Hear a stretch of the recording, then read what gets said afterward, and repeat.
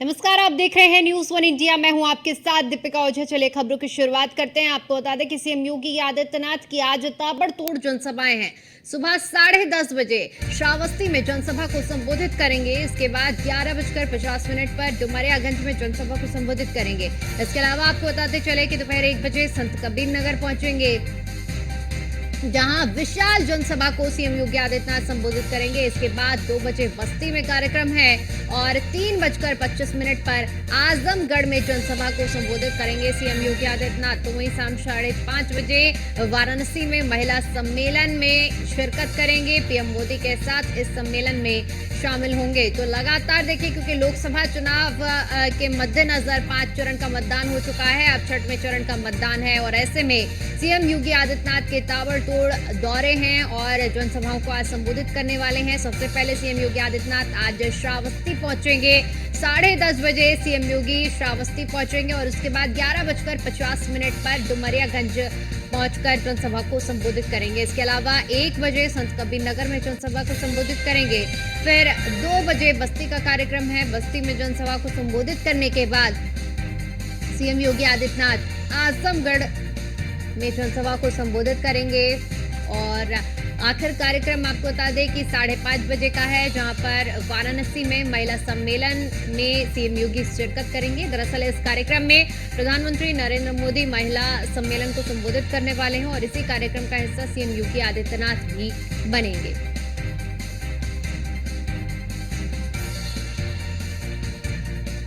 बड़ी अपडेट आपके साथ साझा कर रहे हैं, जहां पर आज सीएम योगी आदित्यनाथ जो कि ताबड़तोड़ दौरों पर हैं और जनसभा को संबोधित करेंगे, क्योंकि अब 6वें चरण का मतदान होना है और आखिर के 2 चरण रह रहे हैं। और इसमें अगर आपको साफ तौर पर देखा जाए तो ये वो सीटें हैं जो पूर्वांचल की सीटें हैं और यहाँ पर क्योंकि यहाँ के जो मुद्दे हैं वो अपने अलग मुद्दे हैं और ऐसे में कैसे जनता को साधना है ये सीएम योगी आदित्यनाथ बखूबी जानते हैं। और इसी कड़ी में देखिए, सीएम योगी आदित्यनाथ आज ताबड़तोड़ जनसभाएं करेंगे। सुबह 10:30 बजे श्रावस्ती में जनसभा को संबोधित करेंगे और 11:50 पर डुमरियागंज पहुंचेंगे। डुमरियागंज में जनसभा को संबोधित करेंगे। इसके अलावा दोपहर 1 बजे संत कबीर नगर में जनसभा को सीएम योगी आदित्यनाथ संबोधित करेंगे। दोपहर 2 बजे बस्ती में सीएम योगी की जनसभा है और उसके बाद 3:25 पर आजमगढ़ में जनसभा को संबोधित करेंगे और इसके बाद वाराणसी में महिला सम्मेलन का हिस्सा बनेंगे। प्रधानमंत्री नरेंद्र मोदी भी इस कार्यक्रम में शामिल होंगे। तो आखिर के 2 चरण बचे हुए हैं और ऐसे में आपको बताते चले कि 6वें चरण में उत्तर प्रदेश की 14 सीटों पर मतदान होना है और इनमें ये सीटें भी शामिल हैं, जहां पर आज सीएम योगी आदित्यनाथ जनसभाओं को संबोधित करने वाले हैं। कैसे जनसभा को जनता को साधना है, इसकी जो तैयारी है वो भारतीय जनता पार्टी की ओर से पहले से ही की जा चुकी है और इसी कड़ी में आज ये तमाम जनसभाएं होने वाली हैं।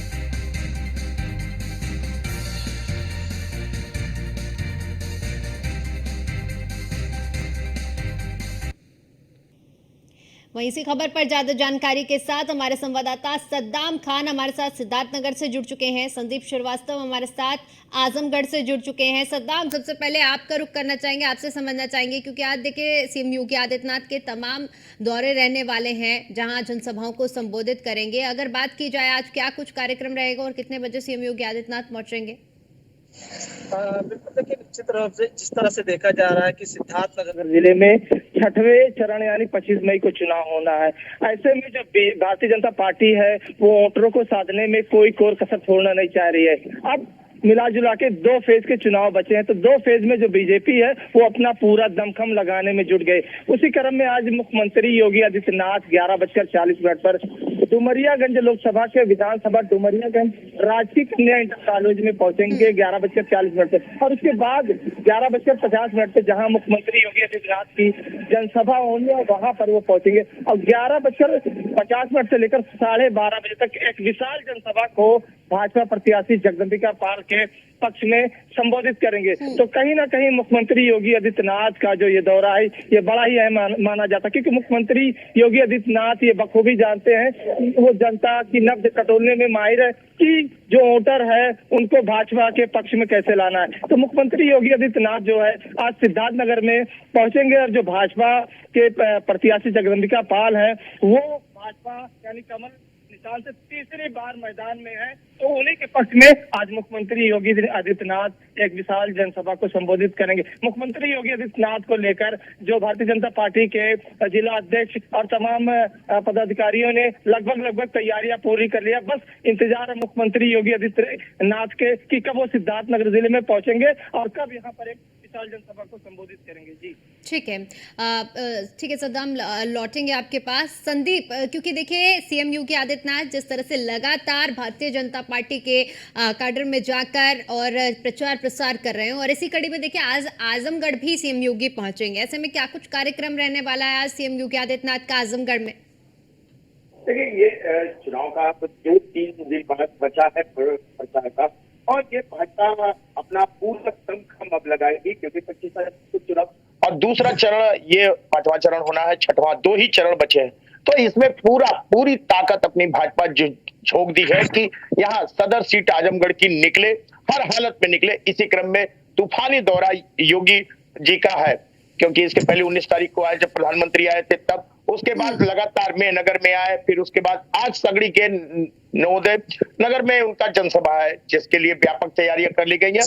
और यहाँ वो आके वहां के, क्योंकि दलित है वहां पे वोट अच्छा है, तो उनको अपने पक्ष में वोट कराने के लिए, दिनेश लाल यादव के पक्ष में वोट कराने के लिए लोगों को समझाएंगे, अपनी बातें बताएंगे। और योगी आदित्यनाथ का ऐसा जिस भाषण है, उनका ऐसा चरित्र रहा है कि हमेशा से जब भी जहां भी गए हैं अपने पक्ष में वोट करने के लिए जनता को मना ही लेते हैं। इसी का नतीजा रहा कि उपचुनाव में दिनेश लाल जीते, जो कि यहाँ कभी भाजपा जीती नहीं। तो वही क्रम ये फिर से योगी आदित्यनाथ चाहेंगे कि ये हमारा सफल हो और ये भी चुनाव हम जीते।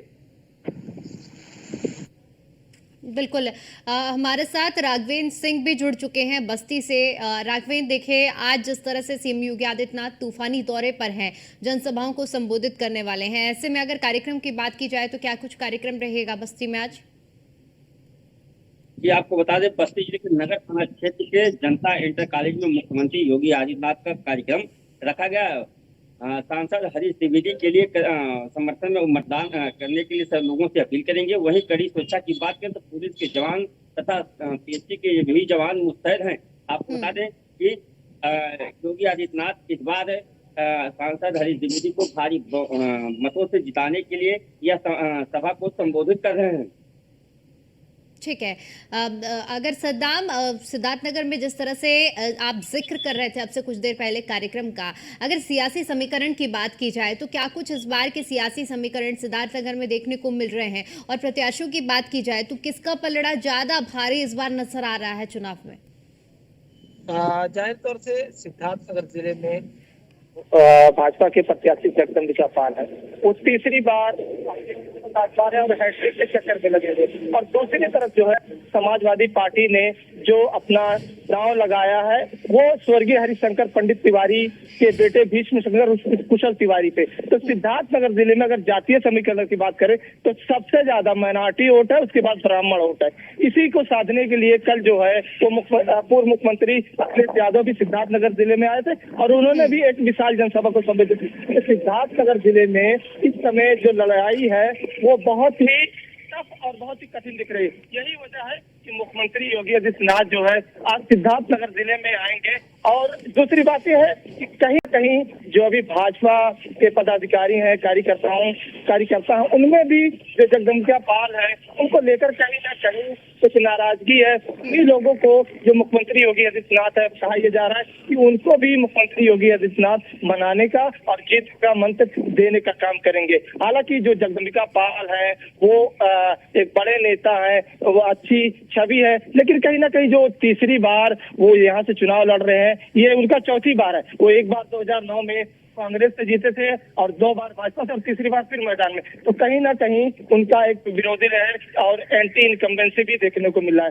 तो इन्हीं तमाम वजहों को लेकर मुख्यमंत्री योगी आदित्यनाथ वोटरों को साधने के लिए आज जो है वो डुमरियागंज लोकसभा के राजकीय कन्या इंटर कॉलेज में पहुंचेंगे और मुख्यमंत्री योगी आदित्यनाथ सिद्धार्थनगर जिले में कुल 45 मिनट रहेंगे और एक विशाल जनसभा को संबोधित करेंगे। उसके बाद मुख्यमंत्री योगी आदित्यनाथ 12:30 पर यहाँ संत कबीर नगर जिले के लिए रवाना हो जाएंगे। बिल्कुल, क्योंकि जिस तरह से सद्दाम आपने पूरे समीकरण को समझाया है, अहम बात ये रहने वाली है कि अब कौन सी पार्टी किस तरह से जनता को साधती है, ये बड़ी बात देखने के लिए रहेगी। ठीक है, लौटूंगी एक बार फिर से। संदीप, आपका रुख करना चाहेंगे, क्योंकि जिस तरह से सद्दाम अभी सिद्धार्थनगर का पूरा समीकरण समझा रहे थे, ऐसे में आजमगढ़, क्योंकि एक चर्चा का बड़ा विषय भी रहा है और हॉट सीट भी मानी जाती है आजमगढ़, ऐसे में अगर यहाँ के पूरे समीकरण को समझा जाए, इसका विश्लेषण निकाला जाए, तो इस बार के चुनाव में क्या कुछ समीकरण बैठ रहा है आजमगढ़ के चुनाव में? देखिए, आजमगढ़ का चुनाव हमेशा से जातीय फैक्टर को ही इफेक्ट करता है। यहाँ पे एमवाई फैक्टर ही काम करता है। अगर ये एमवाई फैक्टर ही है जो यहाँ से सपा का गढ़, यादवों का गढ़, मुस्लिमों का गढ़ बनाता है। और ये उपचुनाव को अगर बात की जाए, उपचुनाव में गुड्डू जमाली अपना अलग लड़ाई लड़े, जिसमें उन्होंने अच्छा खासा टक्कर दी, जिस वजह से सपा को नुकसान होके भाजपा यहाँ से जीती। लेकिन इस बार का समीकरण कुछ ऐसा हो गया है कि गुड्डू जमाली भी सपा के साथ है, तो कहीं न कहीं ये उनका जितना भी वोट है वो सपा के पाले में जाएगा। यही कारण है कि भाजपा अपना पूरा दमखम लगा रही है कि किसी भी तरह से हम अपनी ये सीट को जो उपचुनाव में हम जीते हैं इसको बरकरार रखें। और इस क्रम में सपा भी पूरा अपना दमखम लगाई है, क्योंकि आज डिम्पल यादव का भी जनसभा यहाँ पे है, अखिलेश भी आने वाले हैं। तो कहीं न कहीं सपा का पूरा कुनबा आजमगढ़ में है, वो किसी भी हर हालत में सदर सीट जीतना चाहती है, दोनों सीट जीतना चाहती है। अखिलेश यादव यहाँ कैंपिंग कर रहे हैं, रामगोपाल यहाँ पे रह रहे हैं, तो यहाँ का फैक्टर यही है। जातीय समीकरण को अगर पकड़ा जाए तो सपा का पलड़ा कहीं न कहीं से भारी दिख रहा है। बिल्कुल, ठीक है। राघवेंद्र, बस्ती की अगर बात करते हैं तो वहां का क्या समीकरण बैठ रहा है? क्योंकि अभी जिस तरह से हमने सिद्धार्थनगर के समीकरण को समझा, आजमगढ़ के समीकरण को समझा, ऐसे में बस्ती का इस बार क्या समीकरण बैठ रहा है और जनता क्या बोल रही है? ये आपको बता दें कि बस्ती जिले में सबसे ज्यादा यहाँ ब्राह्मण, उसके बाद यादव, उसके बाद चौधरी वर्ग तथा क्षत्रिय वर्ग है। वही बात करें तो हरिजन वोटर भी 60% अपना मतदान करते हैं हर बार चुनाव में। इस बार अब की पिछली बार लोकसभा चुनाव में सांसद हरीश द्विवेदी व राम प्रसाद चौधरी जो गठबंधन प्रत्याशी थे, इन दोनों के बीच लड़ाई थी। वहीं इस बात में भी अब की बार वो समीकरण नहीं देखने को मिल रहा है सपा के पक्ष में, जो पिछली बार देखने को मिला था। पिछली बार भी सपा और बसपा दोनों मिलकर एक साथ चुनाव लड़ी थी, तब 4,71,532 वोट मिला था। वहीं सांसद हरीश भी 32,07,500 वोट से जीत गए थे। इस बारे में बात करें तो बस्ती जनपद में इस बार भी चुनाव सांसद हरीश द्विवेदी ही चुनाव जीत सकते हैं, क्योंकि पिछली समीकरण को देखते हुए, क्योंकि अब की बार सपा के पास बसपा का वोट समर्थन नहीं है। पिछली बार बसपा और सपा दोनों एक साथ मिलकर लड़ी थी, इसके लिए इतना वोट सपा को मिला था। ठीक है सद्दाम, क्योंकि देखिए जिस तरह से समीकरण बैठ रहे हैं और अभी आप भी जिक्र कर रहे थे कि क्या कुछ इस बार के समीकरण सिद्धार्थनगर के बन रहे हैं, ऐसे में अगर बात करते हैं कि क्योंकि एक तरफ एनडीए है और एक तरफ इंडी गठबंधन है, कड़ा मुकाबला तो इन दोनों के बीच में ही देखने को मिल रहा है। लेकिन क्या इस बार अगर बात करें जो कि बसपा एकला चलो की राह में निकली है, क्या उसकी भी कुछ ग्राउंड में मौजूदगी देखने को मिल रही है या पकड़ बनी है? मैं आपको समझाता हूँ। जगदम्बिका पाल बीजेपी से हैं, विष्णु शंकर कुशल तिवारी समाजवादी पार्टी इंडिया गठबंधन से हैं, और जो है नदीम मिर्जा वो बीएसपी के प्रत्याशी हैं, और आजाद समाज पार्टी काशीराम से चौधरी अमर सिंह है। तो समाजवादी, भाजपा और बसपा ये तीनों प्रत्याशी बाहर से हैं। बसपा के और सपा के जो प्रत्याशी हैं गोरखपुर से हैं, और सांसद जगदम्बिका पाल और भाजपा प्रत्याशी वो बस्ती से आते हैं। मात्र एक प्रत्याशी सिद्धार्थनगर जिले यानी लोकसभा डुमरियागंज के रहने वाले चौधरी अमर सिंह, जो आजाद समाज पार्टी काशीराम से लड़ रहे हैं। तो कहीं ना कहीं जो बीएसपी के प्रत्याशी पूर्ण रूप से निष्क्रिय दिखाई दे रहे हैं, वो क्षेत्र में कहीं नजर नहीं आ रहे। लमसम माना जाए तो पूर्ण रूप से वो अपनी हार मानकर वो फंडे बिस्ते में जा चुके हैं। और दूसरी तरफ जो दलित और पिछड़ों वोट को साधने में चौधरी अमर सिंह कहीं ना कहीं सफल होते नजर आ रहे हैं। जाहिर है चौधरी अमर सिंह पिछड़े समाज से और कुर्मी बिरादरी से आते हैं, तो सिद्धार्थनगर जिले में भी कुर्मी मतदाता अच्छी खासी तादाद में है।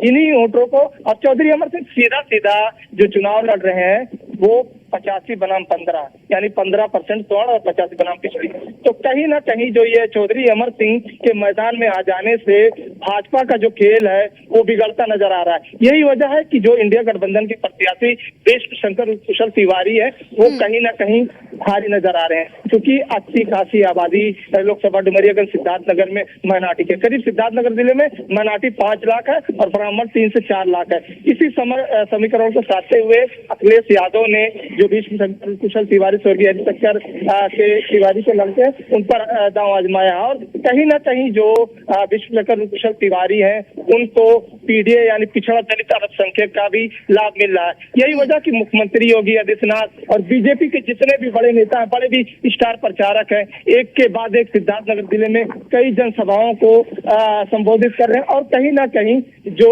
ब्राह्मण वोट है उनमें से मारी करने की कोशिश कर रहे हैं और पिछड़ों को साधने की कोशिश कर रहे हैं। जो वजह ये है कि जो इस बार जगदम्बिका पाल है ताकि यहाँ से तीसरी बार कमल खिलाने में कामयाब हो। मुख्यमंत्री योगी आदित्यनाथ का सिद्धार्थनगर जिले में आज भी दौरा है और मुख्यमंत्री योगी आदित्यनाथ कल भी सिद्धार्थनगर जिले में रहेंगे। ये अपने आप में अहम बात है। जी ठीक है राघवेंद्र, अगर विपक्ष की भूमिका समझी जाए, क्योंकि जिस तरह से भारतीय जनता पार्टी पुरजोर प्रयास कर रही है, उत्तर प्रदेश की 80 से 80 सीटों पर फतह करने की तैयारी की जा रही है, ऐसे में बस्ती में विपक्ष की क्या कुछ तैयारियां चल रही हैं? जिले में चुनाव लड़ने में लगा हुआ है। यहाँ पिछड़ा और अगड़े की लड़ाई बस्ती जिले में चल रही है। आपको देख रहे हैं, बता दें कि बस्ती जिले में सिर्फ पिछड़ा और अगड़ा हर जगह दिखाई मिल रहा है। इससे लग रहा है कि समाजवादी पार्टी सिर्फ पिछड़ों को ही लेकर चलने का काम कर रही है। यहाँ हालांकि बस्ती जिले में समाजवादी पार्टी ने कुछ सवर्ण नेताओं, छोटे भैया नेताओं को जोड़ा है, उससे भी यहाँ कोई फर्क नहीं पड़ेगा। इसमें सबसे ज्यादा जो सवर्ण वर्ग के लोग कहें या एससी कहें, अनुसूचित जनजाति कहें, ये सभी लोग भाजपा के साथ क्षेत्र में कहीं ना कहीं कंधा से कंधा मिलाकर चल रहे हैं और भाजपा के वोटर इस समय अपना चुप हैं और समाजवादी पार्टी के जितने भी वोटर हैं वो सभी लोग सड़क पर ही वो हल्ला कर रहे हैं कि समाजवादी पार्टी जीत रही है। यहाँ इसका उल्टा ही है, क्योंकि पिछली बार भी इसी तरह का वो हल्ला समाजवादी पार्टी के कार्यकर्ताओं और समर्थकों के द्वारा सड़कों पर किया जा रहा था, लेकिन आम जनता के बीच इनका कोई रुझान नहीं दिख रहा है। इससे बीजेपी को काफी फायदा होगा, क्योंकि बसपा का जो प्रत्याशी लौकुश पटेल हैं वह फील्ड में तो कम दिखाई दे रहे हैं। जो बसपा के वोटर हैं उसमें शेरधारी बीजेपी के द्वारा की जा रही कम से कम 20 से 25% वोट बसपा का भाजपा को मिलेगा।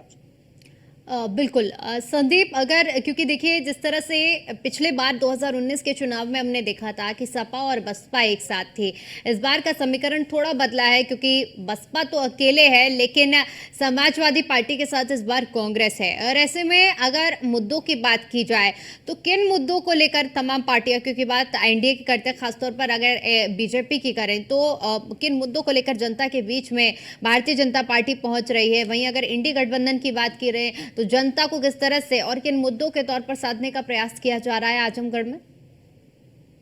बता दूं कि भाजपा का हमेशा से ये रहा है, हिंदुत्व के नाम पे बात करती है हमेशा।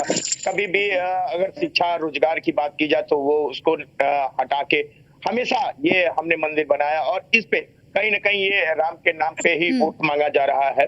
और इसी में विपक्ष इसी पे साधता है निशाना कि हम शिक्षा की बात करें तो नहीं, रोजगार की बात करें तो नहीं। तो विपक्ष का मुद्दा तो शिक्षा, रोजगार और अन्य यहाँ की मूलभूत सुविधाओं पे है और भाजपा कहीं ना कहीं इसको फीलफुल कराने में भी जुटी थी, लेकिन पूरी तरह से हो नहीं पाया।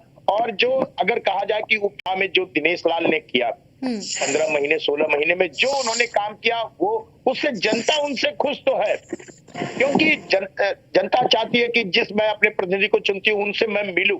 तो दिनेश लाल ने अपना पूरा फिल्मी यूनिट यहाँ ला के रख दिया, जनता से मिले, जनता के बीच में रहे, तो ये कहीं ना कहीं फायदा भाजपा को तो मिलना ही है। और रही बात की बसपा और अन्य पार्टियों की और गठबंधन की। तो गठबंधन में सही बात है कि सपा बसपा का गठबंधन था जिससे संगीता आजाद जीती थी। इस बार गठबंधन नहीं है, लेकिन बसपा का जो वोट है वो बसपा को ही जाएगा। लेकिन कहीं न कहीं गुड्डू जमाली इस पे इफेक्ट करेंगे। गुड्डू जमाली का अपना खुद का व्यक्तित्व है। गुड्डू जमाली हमेशा से जनता की सुख दुख में खड़े रहे हैं। अगर कोरोना काल को देखा जाए तो अपने पैसे से या अपने तरफ से इन्होंने ऑक्सीजन सिलेंडर लोगों के लिए घर खाना पहुंचाना। तो गुड्डू जमाली एक बड़ा चेहरा है जो सपा के साथ है, तो कहीं ना कहीं सपा को ये फायदा मिलेगा। लेकिन दिनेश लाल के कार्यकाल को अगर देखा जाए और भाजपा की नीतियों को देखा जाए, जो भाजपा की कई तरह की योजनाएं हैं वो जनता को कहीं ना कहीं डाइवर्ट करने का काम कर रही है। और ये कहा नहीं जा सकता कि सपा जीत जाए या भाजपा, क्योंकि 8,000 के अंतर से सिर्फ उपचुनाव जीते थे दिनेश। तो दोनों के लिए राह कठिन है, दोनों के लिए टक्कर है, दोनों के लिए बड़ी मुश्किल समय है। क्योंकि ये कहा नहीं जा सकता, जनता ने अपना खोला ही नहीं है कि हम किसकी साइड है। लेकिन दोनों का अगर समीक्षा की जाए तो दोनों अपनी अपनी जगह पे पूरी मेहनत कर रहे हैं। दोनों ये चाह रहे हैं कि हम इस सीट को निकालें। बिल्कुल टक्कर कांटे की है और अब देखने वाली बात ये होगी कि जनता ने किसके पक्ष में मन बनाया है। राघवेंद्र, क्योंकि अभी बात समीकरण की हो गई, मुद्दों की हो गई, वैसे में अगर आज के दौरे की अगर बात करते हैं तो सीएम योगी आदित्यनाथ चूंकि पहुंच रहे हैं बस्ती में, ऐसे में क्या कुछ तैयारियां की गई हैं? और क्योंकि जब सीएम पहुंचते हैं तो वहां पर विशेष तरह की व्यवस्थाएं और प्रशासन की ओर से सभी तरह की तैयारियां पहले से ही की जाती हैं। ऐसे में आज क्या कुछ खास व्यवस्थाएं रहेंगी? आपको बता दें बस्ती जिले में जगह जगह सुरक्षा के चाक चौबंद इंतजाम किए गए हैं। साथ ही गर्मी से बचाने के लिए लोगों को वहां कूलर और तथा अन्य व्यवस्थाएं भी की गई है तथा एम्बुलेंस की भी व्यवस्था की गई है। जिस तरह गर्मी पड़ रही है उसको देखते हुए प्रशासन वहां मुस्तैद है। कल रात से ही और स्वास्थ्य विभाग की टीम भी वहां मौके पर मौजूद है तथा पुलिस के भी जवान मुस्तैद हैं। वहां एसपी और एडिशनल एसपी तथा आईजी या सभी लोग मौके का मुआयना कर रहे हैं। साथ ही वहां पर जगह जगह बैरिकेडिंग भी की गई है जिससे कोई आम जनता को खासा परेशानी ना हो सके। और सबके बैठने के लिए तथा मीडिया बंधुओं के बैठने के लिए अलग की व्यवस्था की गई है। साथ ही बात करें तो यहाँ मुख्यमंत्री योगी आदित्यनाथ का यह चुनावी जनसभा है नगर थाना क्षेत्र में, यह बहुत महत्वपूर्ण है क्योंकि यहाँ सबसे ज्यादा सवर्ण तथा एससी बिरादरी के ही लोग रहते हैं। इससे यहाँ का जो चुनावी माहौल है इसको देखते हुए जहाँ ये चुनावी सभा की जा रही है यह बीजेपी के पक्ष में जाता हुआ दिखाई दे रहा है। बिल्कुल ठीक है सद्दाम, क्योंकि जब भी सीएम किसी भी सूबे में पहुंचते हैं या किसी जिले में पहुंचते हैं और जब जनसभाएं होती हैं तो ऐसे में जो वहां पर लोग हैं वो बड़ी संख्या में सीएम को सुनने के लिए पहुंचते हैं, क्योंकि सीएम की जो फैन फॉलोइंग कहते हैं वो काफ़ी ज़्यादा है। ऐसे में आज कितनी बड़ी संख्या में अनुमान लगाया जा रहा है कि डुमरियागंज में लोगों की पहुँचने की अनुमानित संख्या बताई जा रही है, और कितनी व्यवस्था की गई है लोगों के बैठने के लिए और गर्मी से बचाव के लिए? बिल्कुल देखिए, मुख्यमंत्री योगी आदित्यनाथ के आगमन को लेकर जो प्रशासन है वो इसका तैयारी किया हुआ है, पुख्ता इंतजाम किए हुए हैं। हाईटेक सुरक्षा की व्यवस्थाएं की गई और छत्ते से पुलिस के इंतजाम किए गए हैं। और मुख्यमंत्री योगी आदित्यनाथ जब भी किसी जिले में जाते हैं तो उनकी फैन फॉलोइंग और उनके चाहने वाले बहुत लोग हैं। तो जाहिर सी बात है मुख्यमंत्री योगी आदित्यनाथ को सुनने के लिए आज सिद्धार्थनगर जिले में एकदम सैलाब उमड़ेगा। यही वजह है कि जो मुख्यमंत्री के आगमन को लेकर जो बीजेपी के जिलाध्यक्ष पदाधिकारी कार्यकर्ता वो एक हफ्ते से ही तैयारियों में जुटे हुए थे और लगभग मुख्यमंत्री योगी आदित्यनाथ को लेकर तैयारियां पूरी कर ली गई है। ठीक है संदीप, अगर तैयारियों की बात की जाए आजमगढ़ में तो किस तरह की तैयारियां की गई हैं और क्या अनुमानित संख्या बताई जा रही है कि आज जनसभा में पहुंचने वाली है सीएम योगी आदित्यनाथ के? अनुमानित अपने सूबे के सीएम ओजस्वी भाषण और वो धर्मगुरु भी है, तो लोग जनता उनसे जुड़ी हुई है। जनता उनको सुनने और उनको देखने के लिए अथाह आएगी और इसका ये नहीं अनुमान लगाया जा सकता कितनी जनता, लेकिन ये है कि अपार भीड़ होगी। और रही बात सुरक्षा की तो सूबे के मुख्यमंत्री हैं, वो उनका अपना खुद का प्रोटोकॉल है वो रहेगा और पूरी तरह से चाक चौबंद व्यवस्था कर ली गई है। क्योंकि आज सूबे में 3 लोग हैं, पूर्व मुख्यमंत्री भी हैं और डिंपल यादव भी हैं, तो इस लिहाज से भी सुरक्षा की व्यवस्था बहुत चाक चौबंद हर जगह के यहाँ के एसपी और बाकी लोग पूरी तरह से व्यवस्था को देखने में जुटे हुए हैं। तो सुरक्षा व्यवस्था पूरी तरह से चाक चौबंद है। बिल्कुल ठीक है राघवेंद्र, क्योंकि जिस तरह से हमने तमाम मुद्दों पर चर्चा की है और समीकरण को भी समझा है, ऐसे में अगर धरातल में, क्योंकि आप ग्राउंड जीरो पर मौजूद हैं, जनता से बातचीत भी कर रहे होंगे, जनता का मन टटोलने का आपने प्रयास किया होगा, ऐसे में आपको क्या लग रहा है कि इस बार जनता ने जो किन मुद्दों के आधार पर जनता आगे बढ़ रही है और इस बार मतदान करने वाली है? कि आपको बता दें, मुख्यमंत्री योगी आदित्यनाथ और देश के प्रधानमंत्री नरेंद्र मोदी के जो किए गए कार्य हैं, जो मोदी की गारंटी है, जनता उन मुद्दों पर ज्यादा फोकस कर रही है। यहाँ विद्युत की व्यवस्था, सिलेंडर की व्यवस्था, खाद की व्यवस्था। बस्ती जिले में देखा जा रहा था, पिछली जब जो सरकारें आती थी, वहाँ सिलेंडर के लिए लोगों को सुबह 4 बजे से लेकर शाम तक लाइन लगाना पड़ता था। कभी कभी दिन में सिलेंडर खत्म हो जाता था, दूसरे दिन लोगों को लाइन लगा कर लेना पड़ता था। खाद की एकदम किल्लत होती थी, जिसको लेकर और लोग परेशान होते थे। साथ ही विद्युत व्यवस्था की बात करें तो यहाँ एक हफ्ता दिन, एक हफ्ता रात की व्यवस्था ग्रामीण क्षेत्रों में होती थी। अब वह सारी समस्याओं को दूर हो गया है। जगह जगह कुछ सड़कें भी हैं जो अभी तक बन नहीं पाई हैं इस सरकार में। और जो विपक्ष रोजगार व अन्य की बात करते हैं, यह विपक्ष यहाँ इन मुद्दों को लेकर, लोकल मुद्दे यहाँ के लोग उठा नहीं पा रहे, जिससे विपक्ष कमजोर होता दिखाई दे रहा है।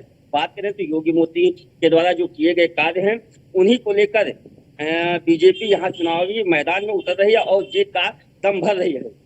ठीक है सद्दाम, क्योंकि अभी देखिए राघवेंद्र जिक्र कर रहे थे जिस तरह से डबल इंजन की सरकार किए गए कामों के आधार पर ही इस बार जनता अपना मन बना रही है, विकास के आधार पर मतदान कर रही है। ऐसे में कितना फायदा डबल इंजन की सरकार का सिद्धार्थनगर वासियों को मिला है, और अब जबकि चुनाव नजदीक हैं तो क्या वो ग्राउंड पर देखने को मिल रहा है जनता के बीच में या नहीं? बिल्कुल, देखिए के लोग हैं, इनको प्रधानमंत्री केंद्र सरकार और प्रदेश सरकार के जो तमाम योजनाएं हैं उनका लाभ मिल रहा है। लेकिन जो लोग हैं उनमें सांसद को लेकर भी कहीं न कहीं नाराजगी है। सिद्धार्थनगर जिले में अगर समस्याओं की बात करें और किन मुद्दों पर जनता और करें, हमने कई लोगों से बात की, कई लोगों को सीधा करने की कोशिश की, तो लोग खुलकर सामने नहीं आ रहे। लेकिन कहीं ना कहीं जो बेरोजगारी, महंगाई और पलायन, सिद्धार्थनगर की ये बड़ी समस्या। सिद्धार्थनगर जिला डूब क्षेत्र है, यानी हर वर्ष बाढ़ आती है, किसान यहाँ पर 30,000 एकड़ फसल उनकी बर्बाद हो जाती है। तो ये तमाम समस्याएं किसानों की है। इसे सिद्धार्थनगर जिले में सड़कें सही नहीं। अगर आप शहरी क्षेत्रों को छोड़ दें तो ग्रामीण क्षेत्रों में जो सड़कें हैं अच्छा हाल है। तो जो डुमरियागंज लोकसभा क्षेत्र की जनता इस बार कहीं ना कहीं जो वर्तमान के सांसद हैं उनसे और नाराजगी दिख रही है। हालांकि जो प्रदेश सरकार की है उनसे जनता नाराज नहीं है, लेकिन सांसद लोगों का ये कहना है कि सांसद जगदम्बिका पाल 15 साल से ऐसे सांसद है, उन्होंने जो जितना काम होना चाहिए था उतना काम नहीं किया। लेकिन जो सांसद जगदम्बिका पाल है उनका अथक प्रयास ये रहता है कि ज्यादा से ज्यादा काम करा जाए। यही वजह है कि सांसद जगदम्बिका पाल 3 बार से यहाँ से सांसद बने और 4थी बार भी मैदान में। ठीक है, बहुत बहुत शुक्रिया आप तीनों का ही। संदीप आपका बहुत बहुत शुक्रिया, सद्दाम आपका भी बहुत बहुत शुक्रिया, और राघवेंद्र हमारे साथ जुड़ने के लिए आपका भी बहुत बहुत शुक्रिया, जानकारी साझा करने के लिए। और चलिए इसी के साथ फिलहाल के लिए इस बुलेटिन में इतना ही। बाकी तमाम बड़ी खबरों के लिए देखते रहिए न्यूज़ 1 इंडिया। नमस्कार।